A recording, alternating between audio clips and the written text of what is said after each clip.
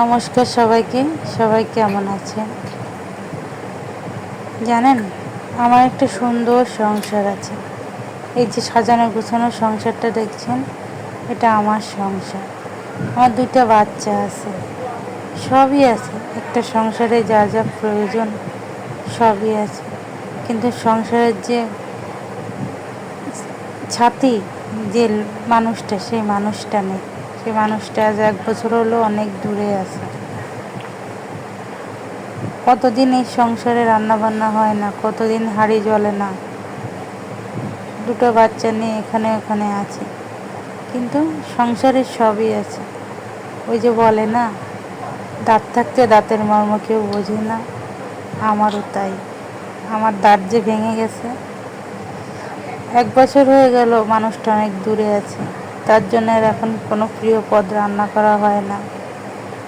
তাড়াও নেই যে সকাল সকাল তাড়াহুড়ো করে যে রান্না করব, সেই তাড়াটাও নেই। তার পছন্দের পদগুলো অনেক দিন রান্না করি না, অনেক দিন আমিও খাই না তার পছন্দ রান্নাগুলো। কিছু খেতে গেলে, কিছু করতে গেলে মানুষটার কথা খুব মনে পড়ে, কিন্তু মানুষটা পেটের তাগিদে, জীবনের তাগিদে আজ অনেক দূরে। জানি না, হয়তো আবারও এক হব। কতদিনে হব, কয় বছরে হব জানি না। 6 মাসের বাচ্চাটাকে একাই মানুষ করে ফেললাম। সেই ছোট্ট বাচ্চাটা নবজাতক যখন হয়েছিল, তখন থেকে এই পর্যন্ত বাচ্চাটা 6 মাস বয়স হয়ে গেল। 6 মাস পর্যন্ত বাচ্চাটাকে নিজের হাতেই মানুষ করে ফেললাম মানুষটা ছাড়া। অথচ এই মানুষটা ছাড়া একদিন আমি আমার মেয়েটাকে মানুষ করতে পারিনি। এই মানুষটা ছাড়া, যেখানে সবশেষে বলবো মানুষটা ভালো থাকুক, আর ভগবানের কাছে এটাই বলবো যে ভগবান, মানুষটাকে খুব তাড়াতাড়ি আমাদের কাছে এনে দাও।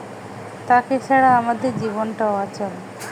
আমার বাচ্চা দুটো অসহায়, আমিও অসহায়, কারণ ওই মানুষটা ছাড়া আমাদের আর কেউ নেই। ওই মানুষটা নিজের সব কিছু দিয়ে আমাদের ভালোবাসে। মানুষটা সুস্থ থাকুক, ভালো থাকুক, এই কামনাই করি।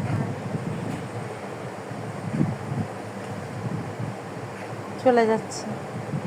প্রতিদিন এভাবে আসা হয় আর তালাবদ্ধ করে চলে যাওয়া হয়, থাকা আর হয় না। এটাই